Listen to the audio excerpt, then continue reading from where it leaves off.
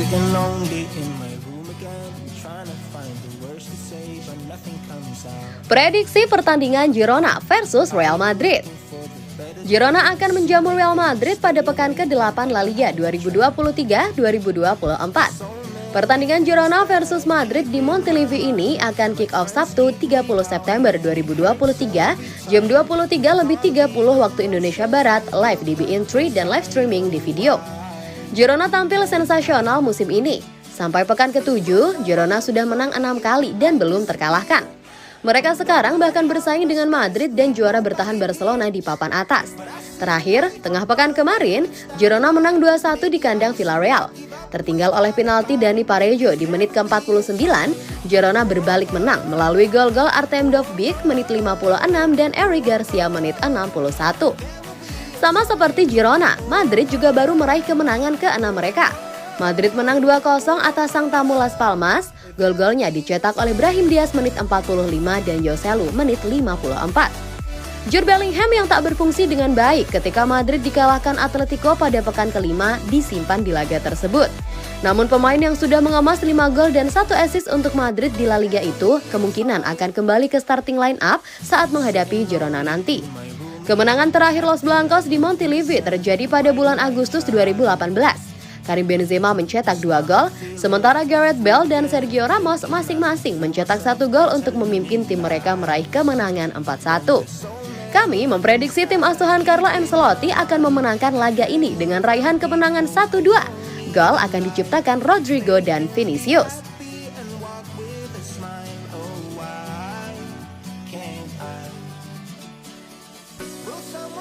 Chelsea terbuka untuk tawaran bek yang tidak disukai di tengah hubungan Real Madrid. Laporan yang muncul dari ESPN mengungkapkan bahwa Real Madrid menaruh minat pada bek kiri Chelsea, Marc Cucurella. Sang pemain tidak lagi diminati sejak penunjukan Mauricio Pochettino di London dan akan terbuka untuk pindah ke negara asalnya jika kesepakatan itu tercapai. The Merengues berharap bisa mengajukan tawaran untuk pemain tersebut pada bulan Januari, terutama dengan The Blues yang terbuka untuk menjualnya. Chelsea bagaimanapun lebih memilih untuk menjual pemain tersebut secara permanen, sementara masih harus dilihat apakah Los Blancos juga akan melakukan hal yang sama. Cucurella adalah produk Akademi La Masia Barcelona yang terkenal dan bahkan dipandang sebagai salah satu pesaing utama untuk mengambil alih posisi bek kiri di klub Katalan. Namun hal itu tidak pernah berhasil bagi bek tersebut. Ia sempat bertugas di Eibar dan Getafe sebelum akhirnya pindah ke Brighton and Hove Albion pada tahun 2021. Bek kiri ini mengukir reputasi positif untuk dirinya di klub Inggris dan menarik minat dari seluruh dunia. Dia membuat 35 penampilan Liga Premier pada musim 2021-2022, mencetak 1 gol dan memberikan 1 assist dalam prosesnya. Selanjutnya ia rata-rata melakukan 1,2 umpan kunci dan lebih dari 10 aksi bertahan per game. Dia sempat pindah klub tetapi tidak lagi disukai di klub setelah pergantian manajer terbaru.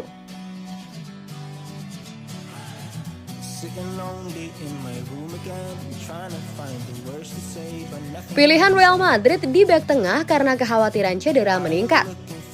Cedera Eder Militao di awal musim memberikan peringatan bagi Real Madrid. Kantor di Valdebebas tahu bahwa cedera ACL yang dialami bintang Brasil itu akan membuatnya absen sepanjang musim, meninggalkan Carlo Ancelotti dengan sedikit pilihan di lini belakang. Namun mereka memilih untuk tidak merekrut bek tengah baru dan menyatakan bahwa mereka akan pindah jika pertahanannya mengalami cedera lagi. Setelah kejadian yang terjadi di Santiago Bernabeu awal pekan ini, Real Madrid mungkin akan menyesali keputusan tersebut. Baik David Alaba maupun Antonio Rudiger sama-sama mengalami cedera pada laga melawan Las Palmas. Yang pertama tampaknya mengalami cedera pada otot penculikannya dan akan menjalani MRI untuk memperkuat diagnosis. Bagaimanapun dia akan absen untuk sementara waktu. Sementara itu Rudiger kemungkinan mengalami cedera lutut. Tes awal tidak menunjukkan kemungkinan yang parah, tapi masih harus dilihat apakah dia bisa menghadapi Girona besok. Menurut laporan dari AS, Nacho Fernandes menjadi pilihan pertama sang manajer untuk menggantikan Alaba yang cedera di line up. Sang kapten memperbarui kontraknya dengan Real Madrid dengan harapan bisa lebih menonjol dan pertaruhannya tampaknya membuahkan hasil. Ferland Mendy adalah pilihan utama dalam hal itu. Pemain Prancis ini pernah bermain di lini pertahanan tengah sebelumnya di bawah asuhan Zinedine Zidane meski bermain dengan 3 pemain belakang dan memiliki karakteristik yang diperlukan untuk mengisi kekosongan tersebut.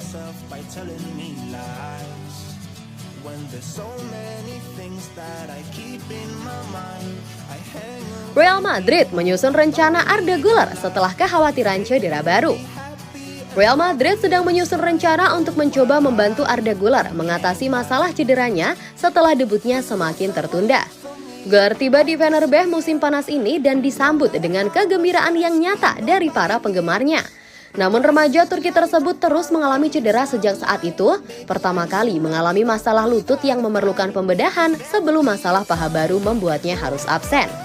Setelah berjuang melawan beberapa masalah kebugaran selama karir mudanya, Madrid sedang menjajaki solusi jangka panjang dan AS menyatakan bahwa sebuah rencana sedang disusun untuk membantu Güler mengatasi masalah tersebut. Staf medis Madrid diharapkan mengambil pendekatan serupa dengan yang dilakukan Rodrigo ketika ia tiba dari Brazil pada usia 18 tahun dan fokus untuk menambah otot pada tubuh ramping Güler. Fisik Güler digambarkan sebagai anak-anak dan diperkirakan dia belum cukup kuat untuk menghadapi sepak bola senior tingkat tinggi, sehingga rencana remaja tersebut adalah mengirimnya ke ruang angkat beban. Rodrigo menderita beberapa cedera hamstring selama tahun-tahun awal karirnya di Madrid, tetapi telah terhindar dari masalah kebugaran besar sejak November 2021, sehingga dia bisa muncul sebagai pemain kunci bagi raksasa Spanyol.